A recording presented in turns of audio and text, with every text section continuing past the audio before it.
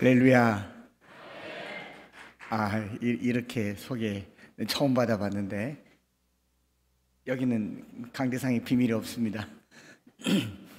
거기 다니엘 기도에 갔을 때에 강대상 높이가 항상 같더라고요. 강사들은 키가 다 다른데 그래서 제가 그게 너무 궁금해서 이렇게 봤더니 버튼이 있어가지고 이걸 누르면 올라가고 내려가고 그래서 항상 이 높이를 맞춰주는데 여기는 올릴 필요도 내릴 필요도 없고 딱 제 키에 맞아서 너무 좋습니다.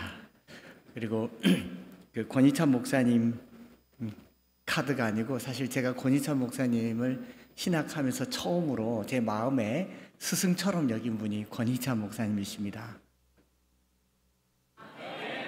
네.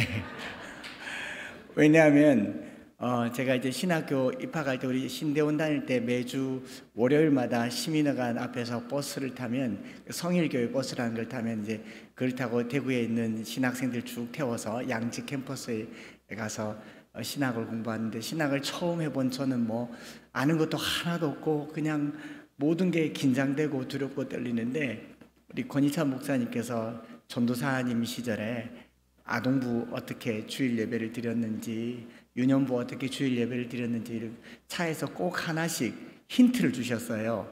제가 거기서 얼마나 영감을 얻고 은혜를 받고 야 전도사님 정말 잘한다. 그중에 요즘이야 뭐 이렇게 핀 마이크도 있고 이런 거 있지만 지금도 생생하게 기억나는 게 이 세탁소에서 주는 옷걸이 있잖아요.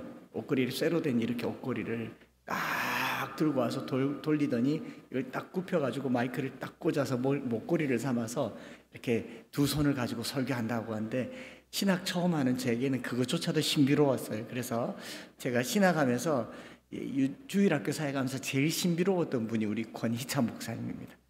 그래서 권희찬 목사님이 부르시길래 그냥 무슨 헌신 예배인지도 않고 그냥 가겠습니다라고 했는데 보니까 선교 헌신 예배예요. 제가 제일 못하는 게 선교인데 그래도 순종하는 마음으로 왔습니다. 다니엘 기도회 때 보셔서 들으셔서 알겠지만 저는 말씀 암송 자녀 교육을 하고 있고 303 비전 성경 암송학교에 교장으로 있고 자녀 교육과 관련해서 설교하러 한 번 더 부르시면 제가 끝도 없이 설교할 수 있는데 하필 오늘이 선교 헌신 예배라 그래서 한참 고민하면서 왔습니다. 그래도 권희찬 목사님께서 불러주셔서 순종하고 왔습니다. 그러니까 참 귀한 목사님이신 줄 믿습니다. 네, 오늘은 선교 헌신 예배고 또 내년에 새로운 선교의 방향과 예산을 또 마음에 담아야 되고 교회에서는 해마다 이쯤 되면 어떤 선교사님들을 얼마나 돕고 내년에는 어떻게 선교해야 할까를 깊게 고민하지 않을 수 없는 그런 시기이기도 하고 제가 와서 보니까 120년도 훌쩍 넘은 우리 자인교회 선교사님들의 큰 혜택을 받아서 선교에 큰 빚을 지고 해외 선교를 열심히 하고 계신 줄 믿습니다.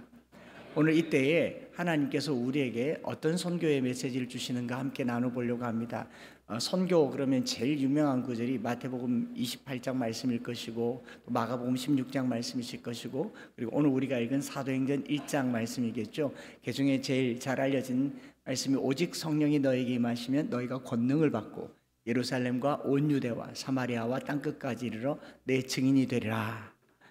그래서 이 말씀을 사명 삼아서 복음을 전하고 또 선교사를 보내고 우리가 후원하고 돕기도 하는데 이 말씀을 예수님께서 하실 때가 부활하시고 승천하실 때 이 사명의 말씀을 주셨습니다. 마태복음 11장도 그렇고 마가복음 16장도 그렇고 예수께서 11제자가 음식 먹을 때에 예수께서 그들에게 나타나서 그들의 믿음 없는 것과 마음이 완악한 것을 꾸짖으시니 이는 자기가 살아난 것을 본 자들의 말을 믿지 아니함이라. 이르시되 너희는 온 천하에 다니며 만민에게 복음을 전파하라. 믿고 세례를 받는 사람은 구원을 얻을 것이요 믿지 않는 사람은 정죄를 받으리라. 제자들이 예수님이 부활하신 것조차 믿어지지 않을 때에도 주님이 오셔서 온 천하에 다니며 만민에게 복음을 전파하라 하셨고 마태복음 28장에서도 11제자가 예수께서 지시하신 산에 이르러 예수를 배웠고 경배하나 아직도 의심하는 사람들이 있더라. 28장 18절에 그렇게 되어 있지 않습니까? 16절에 그때 예수님께서 말씀하시기를 하늘과 땅의 모든 권세를 내게 주셨으니 그러므로 너희는 가서 모든 민족을 제자로 삼아 아버지와 아들과 성령의 이름으로 세례를 베풀고 내가 너에게 분부한 모든 것을 가르쳐 지키게 하라. 이것도 말씀 주셨어요. 복음을 전하는 것은 복음의 증인이 되는 것은 내 믿음의 단단함과 내가 준비되어 있고 안 되어 있고와 상관없이 주님께서 승천하시기 전에 제자들에게 주신 마지막 지상대 위임 명령인 줄 믿습니다. 이것을 하나님 나라의 일이라고 얘기합니다. 사도행전 1장에서 계속 누가가 데오빌로에게 쓴 말 보면 예수께서 가르치시기를 시작하신부터 승천하시기 전까지의 일을 기록하였노라. 그들에게 40일 동안 보이시며 친히 살아계심을 나타내사 40일 동안 살아계심을 한 40일쯤 보여주셨으면 믿어야 되지 않습니까? 40일 동안 예수님께서 부활하신 것을 보여주셨는데도 제자들은 여전히 불안합니다. 믿어지질 않아요. 귀신인가? 잠깐 깨어났는가? 손에 못자국을 보자 그러고 옆구리에 창자국을 보자 그러고 그런 제자들에게 확실한 많은 증거로 40일 동안 그들에게 나타나 보이시며 하나님 나라의 일을 말씀하셨습니다. 그 하나님 나라의 일이 무엇이냐? 부활에 관한 것이고 또 다시 오실 예수 그리스도에 관한 것인 줄 믿습니다. 우리가 선교한다라고 하는 것은 교세를 확장한다라는 것과 다른 이야기입니다. 예수 믿는 사람의 숫자가 늘어난다라는 것과 다른 이야기입니다. 우리가 선교한다라고 하는 것은 하나님 나라가 임한다라는 말입니다. 땅끝까지 이르러 복음을 전파할 때 비로소 주님의 나라가 이 땅 가운데 임하는 것입니다. 이번 한 주간에 대한민국 모든 국민들은 국가가 경험한 일로 말미암아서 다들 화들짝 놀랐을 것입니다. 남자분들은 밤에 잠도 안 자고 TV 보면서 이게 무슨 일이가 별 생각들을 많이 했을 것입니다. 옳고 그름을 떠나서 이 작은 나라의 이 정권 하나도 우리에게 불안함을 던져주거늘 하나님 나라가 아직 이루어지지 않았을 때 우리가 꿈꾸고 애써야 될 것이 있다면 바로 하나님 나라가 오늘 이 시대에 우리 가운데 임하기를 축복합니다. 그러려면 복음을 전하라는 거죠. 땅끝까지 이르러 복음을 전하라 라는 말씀을 저도 알고 여러분들도 알고 또 선교에 관한 여러 가지 것들을 알지만 땅끝까지 이르러 복음을 전하기 위하여서 우리가 해야 할 몇 가지가 있는데 그것을 우리 주님의 말씀을 통하여서 같이 살펴보려고 하는 것입니다. 저는요 중학교 때 목사님이 되기로 꿈을 꿨고 중학교 때 목사님이 되기로 왜 꿈을 꿨냐면은 집도 없고 잘 데도 없고 그래서 교회에서 자꾸 잤어요. 교회에서 자꾸 자니까 사찰 집사님이 쫓아내더라고요. 서성로교회에서 하도 쫓아내가지고 그 대구 시내에 있으니까 도둑 든다고 문을 잠궈야 되는데 네가 있으니까 문을 못 잠그다 나가라. 쫓겨나면 다시 들어와서 담타놓고 들어와서 교회 장의자에서 자고 제가 별명이 교숙자였습니다. 노숙자가 아니고 교회에서 이렇게 잠을 자는데 하도 쫓아내는데 중학교 고등학교 시절에 잘 때는 없고 이 친구 저 친구 집에서 자다가 어머님 돌아가시고 아버지는 저기 전라도로 가서 우리를 돌봐주시지 않고 그러는데 교회에 이렇게 보니까 사찰 집사님이 사택에 사시더라고요. 꿈이 생겼습니다. 내가 사찰 집사가 되면 앞으로 주거 문제는 해결할 수 있겠구나. 그래서 사찰 집사님이 돼야 되겠다 생각하고 교회를 조금 더 둘러봤더니 담임 목사님이 사택에 사시더라고요. 옳거니 그래도 가오가 있지. 내가 좀 꿈은 크게 가져야겠다 해서 목사님이 될 꿈을 가졌습니다. 사택 준다길래. 그래서 이제 대학 고등학교 때 이제 목사님이 되기로 마음을 먹고 목사님이 하시는 일을 쭉 봤더니 일이 엄청 많더라고요. 신방도 하고 설교도 하고 기관도 맡고 부서도 하고 선교도 하고 봉사도 하고 그래서 목사님 하신 일을 이렇게 보니까 내가 저거 다는 못하겠고 목사님이 되어서 할 수 있는 한 가지만 해야겠다. 그리고 뭘 하려고 마음먹었냐면 선교사가 되려고 마음먹었습니다. 고등학교 때. 그래서 이제 선교사가 되려고 마음을 먹고 성경을 쭉 보다 보니까 다니엘서 12장 3절에 많은 사람을 옳은 대로 돌아오게 하는 자는 하늘의 별과 같이 빛난다. 이게 주님 제게 주신 말씀인 줄 믿고 사람이 어디가 제일 많은지 세계 지도를 딱 펼치니까 어디가 많습니까? 중국이 제일 많지 않습니까? 그래서 제가 경북대학교 중어중문학과를 입학했습니다. 선교사가 되려고 중어중문학과를 입학했고 총신대 신대원을 졸업하고 또 선교대학원을 졸업하고 교회에 파송으로 영국 유학생이 되었지만 여전히 영국 유학이 끝나고 나면 중국 갈 요량으로 중국 선교사로 준비하다가 지금은 한국 와서 교회를 개척해서 목회를 하지 않습니까? 그런 의미에서 저는 선교에 실패한 사람 아니겠습니까? 그런데 그런 저가 여기 와서 선교 헌신 예배를 드린다고 하니까 참 미안하더라고요. 그래서 하나님께 무슨 말씀을 전해야 할까 계속 기도했는데 하나님께서 하던 대로 하라고, 그래서 하던 대로 말씀을 전하려고 합니다. 여러분, 사도행전 1장 8절에 오직 성령이 너에게 임하시면 너희가 권능을 받고 예루살렘과 온 유대와 사마리아와 땅끝까지 내 증인이 되라고 하셨습니까? 되리라고 하셨습니까? 되리라라고 말했죠. 원어로도 그렇고 영어로도 그렇고 주님께서 우리를 주님의 증인으로 만드시겠다라는 약속입니다. 사도행전 1장 8절은 명령이 아니라 약속입니다. 우리가 땅끝까지 이르러 주님의 증인이 되려면 그 전제 조건이 뭐냐? 성령을 받는 것이죠. 성령 안에 거하는 것이고 성령 충만한 것입니다. 특별히 해외에 있는 선교사님들을 우리가 돕고 선교사님들을 위해서 기도할 때 가장 많이 기도해야 될 것이 성령 충만한 선교사님 될 수 있도록 기도해 주시기를 바랍니다. 우리 이 조금 한국이나 기독교 문화가 있는 나라에서는 그런 일이 없을 때가 더 많지만 현지에서는요, 성경을 읽을 수도 없고 성경을 공부할 수도 없고 오로지 성령의 역사밖에 의지할 곳이 없는 그곳에 성령이 역사하는 것이 복음이 전해지는 것입니다. 그래서 1장 8절의 말씀을 가지고 나는 땅끝까지 이르러서 증인이 되겠다라고 하는 말은 자기 욕심이고요, 증인으로 삼겠다라는 말이 주님의 명령입니다. 주님의 약속인 거죠. 그러면 1장 8절에 땅끝까지 이르러 내 증인을 만들겠다라고 하는 주님의 이 약속에는 어떤 명령이 있는가? 바로 그 위에 있죠. 4절, 5절에 말씀이 있는 겁니다. 예수님께서 하나님 나라의 일을 제자들에게 말씀을 하시니까 제자들이 야, 이스라엘 나라가 회복되면 이때인가 보다. 주님이 부활하셨으니까 이스라엘을 회복하심이 지금입니까? 라고 물었더니 예수님께서 때와 시기는 아버지께서 자기의 권한에 두셨으니 너희가 알 바 아니요, 오직 성령이 너에게 임하시면 너희가 권능을 받고 라고 말하잖아요. 그럼 그 앞에 제자들에게 1장 1절부터 8절까지 제자들에게 내린 유일한 명령이 무엇인가를 한번 살펴보면요, 4절, 그들에게 분부하여 명령하여 이르시되 예루살렘을 떠나지 말고 아버지께서 내게서 들은 바 아버지께서 약속하신 것을 기다리라. 두 가지 명령하셨어요. 첫째, 한번 따라해 볼까요? 떠나지 말고 기다리라. 선교를 하는 데 있어서 가장 중요한 전제 조건은요, 떠나지 않는 것과 기다리는 것입니다.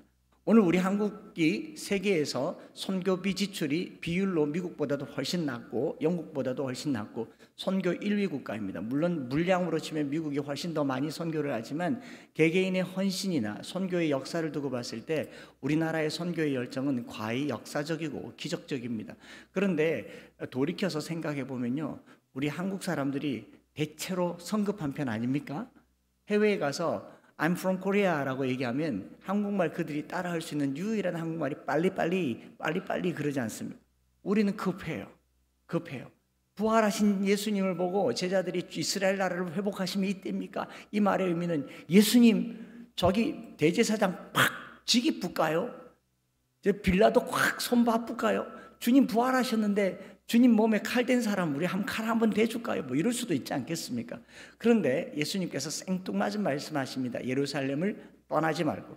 제자들에게 예루살렘은 두려운 곳입니다. 예수님을 십자가에 못 박은 곳이고 골고다 언덕에 올라가는 것을 본 곳이고, 그리고 겟세마네 동산에서 예수님이 잡히실 때 제자들은 혼비백산하여서 달아났던 곳입니다. 그 달아났던 제자들을 갈릴리 바닷가에 가서 다시 불러서 예루살렘에 불러 모은다고 하는 것 자체가 두렵고 부담스러운 일입니다. 그 불편한 예루살렘을 떠나지 말라고 합니다. 오늘 선교 헌신 예배를 드리는 저와 여러분들이 선교사님들에게 가장 힘이 되는 한 가지가 있다면요, 바로 이것입니다. 자인교회를 떠나지 말고. 선교사를 보내려면 보내는 교회가 건강해야 될 거 아닙니까? 선교를 위해서라도 이 교회가 더 건강하기를 축복합니다. 땅끝까지 이르러 주님의 증인이 되기 위해서라도 우리는 더 모이는 교회가 되기를 원합니다. 선교는 단순히 가는 데만 있는 게 아니라 보내기 위해서 모이는 곳이고 예루살렘을 떠나지 않고 아버지께서 약속하신 것을 기다리는 이 공동체 때문에 네팔에도 복음을 전하고 중국에도 복음을 전하고 해외에서도 복음을 전하는 이 일이 일어나는 줄 믿습니다. 선교는 현장에서만 일어나는 것이 아니라 파송하는 교회에서 가장 먼저 시작되는 일인 줄 믿습니다. 그래서 오늘 선교 헌신 예배를 드린 저와 여러분들이 교회에서 기도하고 교회에서 성령을 기다리고 교회에서 하나님의 말씀을 붙드는 그 일이 땅끝까지 이르러 복음을 전하는 일이라는 것을 잊지 마시기 바랍니다. 헌금을 해서 선교하는 것, 그것은 나중의 일입니다. 헌금하고 기도하기 이전에 가장 먼저 힘써야 될 것은요, 이 자인교회가 더 건강하게 되기를 축복합니다.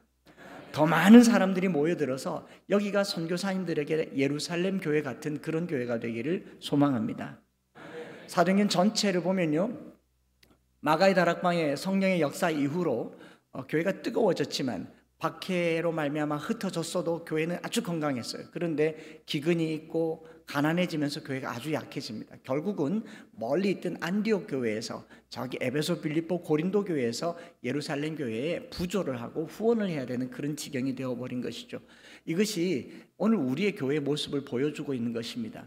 우리가 한때 잘 됐지 않습니까? 예배당이 이렇게 크면 자인교회도 이보다 훨씬 더 잘 될 때가 있었습니까? 없었습니까? 옛날 얘기하면 씁쓸하십니까? 그 다 자식들 키워서 서울 보내서 그렇게 된 거 아닙니까? 적당하게 공부시키고 여기 인근에 있는 대학을 보냈으면 되는데 기어코 과외시키고 학원 보내가지고 서울 갔더니 와요 안 와요? 그렇게 공부시키는 거 아니라니까요. 자식들은 다 대구에서 공부시키고 이 경산에서 공부시키기를 바랍니다. 왜냐하면 대구에서 제일 좋은 대학교가 무슨 대학교? 대구대학교. 경북에서 제일 좋은 대학교가 경북대학교. 영남에서 제일 좋은 대학교가 영남대학교. 계중에 제일 좋은 대학교가 계명대학교. 자녀들을 다 서울의 수도권에 보내놓고 우리나라가 지금 겪고 있는 가장 심각한 경제, 사회, 정치적인 위기는 수도권 쏠림 현상이지 않습니까? 그럼에도 불구하고 부모님들은 어떻게든지 인서울시키는 데 애쓰는 동안 가장 타격을 입은 게 뭐냐면 교회입니다. 농어촌 교회, 시골 교회는 자식들 다 대도시로 보내놓고 손가락 빨면서 노후를 보내는 그런 교회 되지 않기를 바랍니다. 예루살렘을 떠나지 말고 여기가 선교를 위한 첫 번째 스텝입니다. 교회가 건강해야 선교할 수 있습니다. 여기가 예루살렘 교회처럼 건강한 교회 되기를 축복합니다. 제가 영국에서 공부를 했지 않습니까? 가서 봤어요.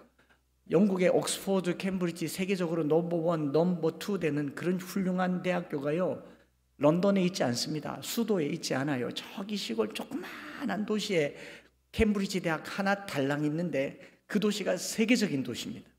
옥스포드 더 조그마한 도시, 강 끼고 있는 조그마한 도시인데 그 대학 하나가 세계적인 도시를 만들었어요. 저는 이 영남대학교가 잘 되는 것이, 교회가 잘 되는 것인 줄 믿습니다. 아멘하기 어렵습니까? 경북대학교가 잘 되는 게 교회가 잘 되는 것인 줄 믿습니다. 이미 수도권에는 가보니까 기독교인 숫자와 기독교 시장 자체가 달라요. 근데 우리 대구는 그렇지 못하지 않습니까? 제가 사명감을 가지고 대구, 경산, 자인 이쪽에 두고 봤을 때요, 예루살렘을 떠나지 말고 이 말을 마음에 새기세요. 우리 아이들 어차피 공부 못해요. 서울 갈 줄 안 됩니다. 안 되니까 그냥 여기서 잘 키워서 교회의 일꾼 만들겠다. 한 번 더 따라합시다. 자인교회를 떠나지 말고 내게서 들은 바 아버지께서 약속하신 것을 기다리라. 하나님께서 이 자인교회를 통하여서 때가 이르면 하나님의 선교를 감당할 만한 놀라운 사람들과 인재와 물질들을 채워주실 줄 믿습니다. 우리가 많은 물질을 지금 모아서 큰 선교를 하기보다 지금 우리에게 필요한 것은요, 코로나 이후로 교회의 회복과 교회에 임할 하나님의 영광의 회복이라고 한다면 온 성도들이 모이기를 힘쓰고 전도하기를 힘쓰고 교인들이 풍성하게 되는 은혜가 있기를 소망합니다. 그래서 사도행전 1장 8절에 땅끝까지 이르러 증인이 되리라라는 주님의 약속에 따르는 명령은 떠나지 말고 그 다음에 기다리라라는 겁니다. 기다리라. 경상도 사람들은 기다리는 게 제일 어렵습니다. 그렇죠? 우리 어른들에게 어려서부터 들은 말이 있습니다. 여우 같은 마누라하고는 살아도 곰 같은 마누라하고는 못 산다. 말 빨리 하라 그래요. 주부들이 얼마나 할 일이 많습니까? 아이들 챙기고 밥 챙기고 설거지하고 좀 찍어도 발라야 되는데 벌써 문 밖에 서가지고 빨리 와라 빨리 와라. 교회 니 때문에 다 늦었다. 니 때문에 왜 늦어요? 남편 챙겨준 게 누군데? 자꾸 빨리 하는데요.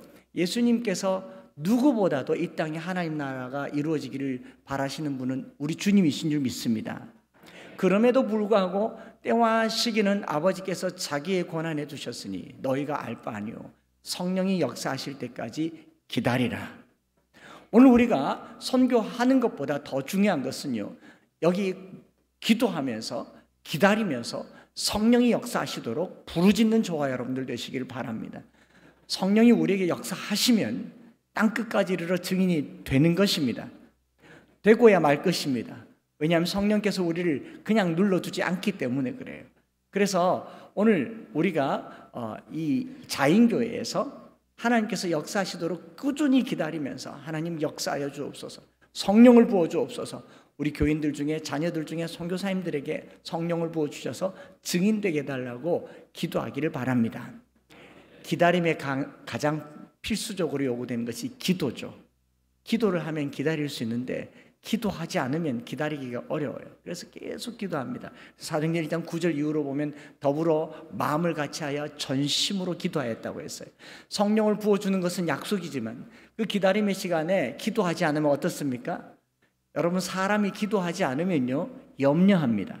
그래서 사도 바울은 빌립보서 4장에 아무것도 염려하지 말고 다만 모든 일에 너희 구할 것을 기도와 간구로 감사함으로 하나님께 아뢰라 라고 얘기하잖아요.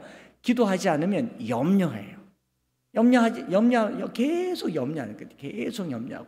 염려는 오늘 이 시대의 느린 자살이라고 얘기합니다. 걱정하고 염려하고 근심하니까 더 어려워지는 거거든요. 예수님께서 기다리라 라고 하는 이 말은 기도하라 라는 말이고, 오늘 이 시대에 정말 식어진 것이 바로 기도인 것을 우리가 생각해 봤을 때 해외 선교 또 선교를 위한 헌신 예배를 위해서 우리가 해야 될 것은 선교헌금 작정 이전에 모이기를 바랍니다. 기도하기를 바랍니다. 더 많은 기도가 더 많은 선교를 만들어낼 줄 믿습니다. 그리고 또 이제 중요한 얘기를 할 겁니다. 성령이 너에게 임하시면 너희가 권능을 받고 예루살렘과 온 유대와 사마리아와 땅끝까지 이르러. 예루살렘과 온 유대와 사마리아와 땅끝까지 이르러. 여기 와라고 적혀있는 카이라고 하는 말은 예루살렘 복음화 시키고, 온 유대를 복음화 시키고, 사마리아를 복음화 시키고, 땅끝까지 이르러 복음화 시킨다라는 순차적인 명령이 아니라 혹자는 예루살렘에서, 혹자는 사마리아에서, 혹자는 유대에서, 혹자는 땅끝까지 이르러 주님께서 증인으로 삼으시겠다라고 말씀하셨다면, 여러분들이나 저는 네팔에 가지 않지만 이곳에서 선교할 선교지가 바로 여기 있다는 사실을 잊지 마시기 바랍니다. 제가 중국 선교를 준비하고 중국어를 공부하고 중국어를 전공했기 때문에 저희 파송교회에서 저를 영국에 보내주셨어요. 왜냐하면 중국으로 바로 가서 보통은 언어 연수라는 걸 하잖아요. 중국어를 공부하는데 제가 중국어를 할 줄 아니까 저희 파송 담임 목사님이 그러면 영어권에 가서 그 시간 동안 영어를 좀 더 공부하는 게 어떻겠냐 해서 영국에 가게 됐습니다. 가서 어느 선교단체에 선교 대회를 받고, 저는 영국에서 선교학을 공부하려고 대학원 입학을 준비하고 있었는데 이 중국 사람 한 사람을 만났어요. 헤븐리맨이라고 우리나라 말로도 번역된 하늘에 속한 사람이란 책을 쓴 그 형제를 만났는데, 브라더 윤이라고 하는 사람을 만나서 이렇게 한 4,000명 모여서 집회를 하는데, 내가 그 사람한테 책에 이렇게 사인을 하나 받고 싶어서 막 가까이 가는데 사람이 막 너무 밀고 땡기고 하니까 가까이 다가갈 수가 없어요. 그래서 곰곰이 생각하니까 영국이고 영국 사람들이 많으니까 내가 지금 중국어를 하면 저 사람 만날 수 있겠다 싶어서 거리가 이만큼 떨어져 있는데 큰 소리로 중국 노래를 불렀어요. 선교 중국이라고 하는 쉔지아오 중국어라는 노래를 불렀어요. 요이종안 샹나샤 총용창민 춘찬 두수 두부진 有一个声音催促我要有勇敢心，圣灵在牵引到我的心。 그 노래 가사가 뭐냐면 봄부터 들리는 소리가 있습니다. 매미의 소리가 있습니다. 이 모든 소리는 나로 하여금 예루살렘으로 가라고 하는, 예루살렘을 향한 부르심의 소리입니다. 마이카이프파 샹예루살렘. 노래를 막 부르니까 소리가 들리잖아요. 그분이 막 오래요. 제가 중국 사람인 줄 알고 막 달려가서 사인해달라고, 사인해달라고 막 얘기하다가 보니까 사실 나 한국 사람이다. 我是 한국人. 그러니까 네가 어떻게 중국말 할 줄 아냐? 나는 중국 선교가 하고 싶어서 여기 왔다. 여기서 선교학을 공부해서 중국 갈 거라고 했더니 그분이 하는 말이 올 필요 없다. 올 필요 없다. 우리 중국에는 온몸으로 육탄 돌격에서 서진 예루살렘으로 갈 사람이 10만 명이 된다. 너는 중국어도 하고 영어도 하니까 여기서 신학을, 성경을 공부해서 한국에 돌아가서 우리들이 복음을 전할 수 있도록 신학을 가르쳐달라. 이렇게 말하더라고요. 우리는 예수 그리스도의 십자가로 똘똘 뭉친 결사대와 같은 이 복음의 전사가 있다. 그러나 복음을 한번 전하지만 성경을 가르쳐 줄 사람이 없다. 우리는 예수가 그리스도라는 사실을 알지만 성경 66권을 모른다. 우리는 예수께서 우리를 죽으셨다는 사실을 알고 부활하셨다는 사실을 알고 우리 죄를 위하여 피 흘리셨다는 사실을 알지만 성경의 진리를 다 알지 못한다. 너는 여기서 성경 공부해서 한국에 가서 우리를 위해서 신학을 좀 준비해달라. 제가 그날 너무 많이 놀랐어요. 그래서 선교학 공부하러 갔다가 거기서 구약신학으로 전공을 바꾸어서 구약을 공부했습니다. 구약을 공부하고 한국에 들어와서 하나님 이제 선교사로 가려고 합니다. 근데 계속 길이 막히는 겁니다. 계속 길이 막히면서 도대체 어떻게 제가 선교를 해야 됩니까? 제가 17년 전에 엠마오 교회를 개척하고 중국 선교에 대한 미련을 버리지 못해서 개척한 지 1년 만에 중국 심천에다가 엠마오 교회를 또 개척해서 2주에 한 번씩, 2주는 한국에서 목회하고 2주는 중국에서 목회하고 1년에 12번을 중국을 다녔어요.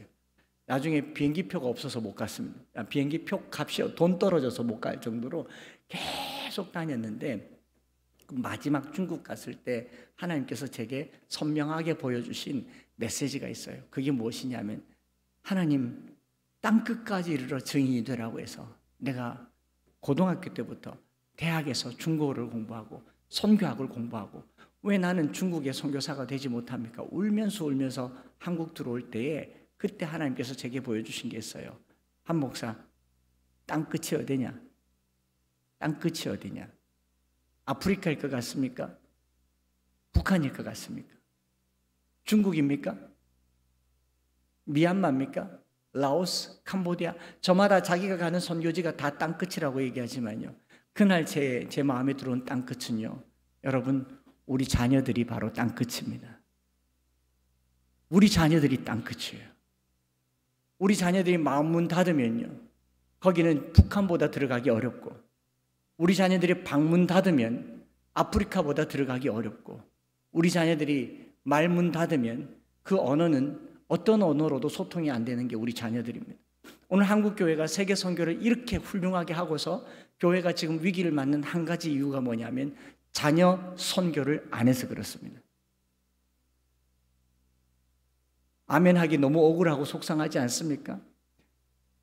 영국 교회가 문을 닫고 미국 교회가 문을 닫아가고 영국에 있는 교회들이 이슬람 사원이 되고 미국 교회들이 펍, 술집이 된다라고 통탄할 만한 이 일에요, 그분들이 선교를 안 해서가 아닙니다. 전도를 안 해서도 아닙니다. 아프리카 선교를 가장 앞장서서 하는 나라는 영국입니다. 세계 선교를 가장 앞장서서 하는 나라는 미국입니다. 그런데 왜 교회가 문을 닫습니까? 제가 현장에서 본 한 가지 이유는요, 자녀 교육을 안 해서 그렇습니다. 자녀들을 값비싼 돈을 들여서 사립학교를 보내고 보딩스쿨을 보내고 나름 기독교 학교라는 이유로 좋은 고급 교육을 시키면서 이 아이들을 세상적으로 성공하게는 만들었지만 하나님의 나라와 의를 위해서 헌신하고 희생하고 자기 삶을 드릴 목회자 하나 배출시키지 못하는 그런 나라가 바로 영국, 미국이 되어버렸고 그 나라의 교회들은 문을 닫고 있는 겁니다. 자인교회 120년 넘는 역사를 두고요, 지금 교회가 만약 위기라고 생각한다면 무엇이겠습니까? 젊은 사람도 없고 자녀들도 없고 미래가 보이지 않는데 오늘 선교가 무슨 의미가 있습니까? 20년 후에 우리 교회가 없어진다면 무슨 의미가 있겠습니까? 오늘 선교 헌신 예배 때 저와 여러분들이 바라고 기도하는 것은 한 가지예요. 제가 뭐 오늘 선교 원신 예배 2번 올 거 아니니까 마음에 작정하고 좀 말씀을 전하겠습니다. 선교 헌금 2배로 작정하시기 바랍니다. 그 아멘 하기 어렵지 않습니까? 아멘. 2배로 작정하셔서 하나만큼 100%만큼 해외 선교로 쓰시고 100%만큼은 자녀 교육을 위해서 다음 세대 선교를 쓰시고, 이 교회가 이 지역에서 자녀들을 가장 잘 길러내고 대안학교를 보내듯이 자녀 교육하려면 자인교회 가야 된다. 자인교회는 오랜 역사와 유서 깊은 선교의 역사를 가진 훌륭한 교회다. 우리 권희찬 목사님은 유년부 아동부 사역으로는 제게는 은사와 같은 분이신데, 저분이 옷걸이 들면요 아이들이 모여드는 줄 믿습니다. 그런 자녀 교육의 큰 틀을 만들어가는 자인교회가 되시기를 축복합니다. 자녀들이 있는 교회 자인교회, 자식들이 모이는 교회 자인교회, 그게 선교예요. 주님께서 내게 주신 땅끝은 다음 세대였습니다. 저기 멀리 해외가 아니라 거기도 중요하지만 오늘 우리가 더 많은 선교를 하기 위해서는 더 많은 자녀들이 이곳에 모여서 하나님 나라를 위해서 희생하고 헌신하도록 삶을 가르치는 교회, 자인교회가 되시기를 바랍니다. 선교위원회가 뭔가를 계획할 때요, 우리가 해외 선교도 하고 국내 전도도 하고 개척교회 선교도 하지만 진짜 중요한 거, 여기 제가 지금 여러분 눈빛 다 보이거든요. 제가 이 말 딱 하자마자 지금 머릿속에 자식 생각으로 한숨 푹푹 쉬지 않습니까? 우리 아들 어떡하노? 우리 딸 어떡하나? 우리 손자 어떡하나? 손녀 어떡하나? 입 밖에도 이 아이들 신앙생활 잘하는가 물어보기도 어려운 그런 시대에 우리는 나이가 들어가지 않습니까? 제가 왜 303 비전 성경암송학교를 맡았는지를 한번 생각해 보세요. 303 비전 30년씩 3세대예요. 자녀가 30살쯤 될 때 부모를 떠나 독립할 때까지 30년 동안 신앙을 철저하게 가르쳐서 1세대, 2세대, 3세대가 되도록 신앙의 명문 가정되자라고 하는 게 303 비전이고, 자인교회는 이미 4세대가 된 줄 믿습니다. 더 훌륭한 신앙의 명문이 되기 위해서 여러분 품에서 자라난 아이들이 많은 목회자가 나오기를 원합니다. 의사 나오기를 원하세요? 오늘 우리 교회에 가장 통탄까지는 아니지만 아쉽고 섭섭한 게 뭐냐면, 교회에서 의대 갔다 그러면 그렇게 칭찬하면서 신학교 갔다 그러면 어떡하노, 이 어려운 시대에. 너무너무 속상하지 않습니까? 아이들 보고 니 대학 어디 갔노? 그러면 어디 갔는데요? 그래, 어디 갔다고요? 그래, 어디 갔는데? 어디요? 영남대 어디? 계명대 어디? 여러분, 아이를 어디 보내지 말고 신학교 보내는 것을 영광으로 여기시기를 바랍니다. 자녀들이 주의 종이 된다고 하는 것이 세상을 고치는 길이라는 것에 큰 사명을 갖기를 바랍니다. 오죽하면 신학교가 미달이 났어요. 제가 신학교에 지금 13년째 가르치고 있는데 이 학생들이 목사가 된다는 걸 생각하면 가슴이 아파요. 사명에서 왔겠지만 너무너무 세대 차이가 많이 나고, 한국교회가 희망이 있을까? 다음 세대는 과연 선교라도 할 수 있을까? 코로나 이후로 직접적인 이 충격을 받은 것이 선교지라고 한다지만 내부적으로 장기적으로 꾸준하게 충격을 받고 있는 것은 다음 세대입니다. 오늘 선교 원신 예배를 드리면서요, 우리의 자녀들에게 말씀을 한 절 한 절 심어주어서 이 아이들이 성령 충만하게 될 때까지 자인교회를 떠나지 마시고 기다리시고 성령으로 채워주시도록 교육하시는 저와 여러분들 되시기를 축복합니다. 그래서 저희 교회에서는 말씀 암송 자녀 교육에 매진하고 있고 박차를 가하고 있습니다. 말씀을 일단 심어만 주면 말씀이 저들 속에 살아 역사할 줄 믿기 때문에 그렇습니다. 그래서 여기 할머니 할아버지들 세대들 계시니까 이제 아들 딸들은 이미 말 안 들을 테고 손자 손녀 집에 오면 그냥 보내지 마시고요, 교회에서 이렇게 정해 주는 말씀 암송 카드 이런 거 있으면 내비게이터 카드 성경 암송 한다 아닙니까? 이거 딱 꺼내 들고 야야 이건 글자가 너무 작아가지고 읽을 수가 없더니 한번 읽어보거라. 당장엔 성질 한번 내겠죠. 야, 한번 읽어보거라. 그러고 그 전날 아들 딸한테 전화해가지고 손자 온다고 하는데 용돈 주게 돈 좀 줘봐라 해서 5만 원 10만 원 받아가 주머니 넣어놓고 성경 읽어보라 해서 읽으면 귀가 어둡다, 더 크게 읽어보거라, 조금만 더 크게 읽어 5번 읽어보거라, 할매가 외우려고 한다. 5번 읽어보고 나면 5,000원 주세요. 5,000원 주면 읽기 전의 표정과 5,000원 받고 난 후의 표정이 어떻겠습니까? 할매 뭐 또 읽어줄 거 없어? 그래, 그거 한 번 더 읽어보거라. 또 5,000원 줘요. 그러면 손자 손녀가 우리 집에 오겠습니까? 안 오겠습니까? 나는 돈 쓸 거 없어요. 그 돈은 누구한테 받았습니까? 아들한테서 받는 거예요. 자금을 선순환시키는 거죠. 우리는 그건 이것만 하면 돼요. 이거 하다가 어느 날 손자 손녀 왔을 때 얘야 네가 올 때만 읽어주니까 너무 아쉽다. 네가 크게 도화지에다가 하나 써주거라. 도화지에다가. 내가 사람의 마음과 천사의 말을 할지라도 사랑이 없으면 소리난 굴이 울리는 꽹과리가 되고 내가 예언한 능력에서 모든 비밀과 모든 지식을 또 사랑결만 모든 믿음이 있으려 쫙 삐뚤삐뚤하게 크게 써놓고 나가면은 손자는 5번 10번 읽었죠. 자기 손으로 썼죠. 암송했을까요? 안 했을까요? 어리니까. 그리고 그 손자가 가고 난 뒷자리에 우리 할머니 할아버지는 그 종이에다가 손을 얹고 기도하는 겁니다. 이 말씀이 저 손자 가운데 역사해달라고. 이게 신앙의 대를 이어가는 겁니다. 선교도 똑같습니다. 선교는 교육과 패러다임이 똑같아요. 선교사님들이 선교지에 가면 복음만 전합니까? 교육합니다. 오늘 우리 교회가 선교하려면요, 가장 큰 투자를 어디에 해야 되느냐? 다음 세대에 투자해야 됩니다. 지금 우리가 헌금을 많이 하면 현장에 계신 선교사님들에게는 희망이 있겠지만 우리 교회에는 희망이 없습니다. 그래서 여러분들에게 당부드리는 거예요. 마음에 얼마를 작정했든지 간에 깊게 기도하시고 간절하게 기도하시고 2배로 헌금하십시오. 그리고 하나는 해외 선교를 위해서 쓰시고 하나는 다음 세대를 위해서 자녀들을 신앙으로 잘 키우는 그 일에 오롯이 쓸 수 있도록 자녀 교육과 해외 선교를 감당해내는 훌륭한 교회 4대, 5대, 6대, 7대, 8대, 9대, 10대 주님 오실 때까지 명문교회, 자인교회 되시기를 축복합니다.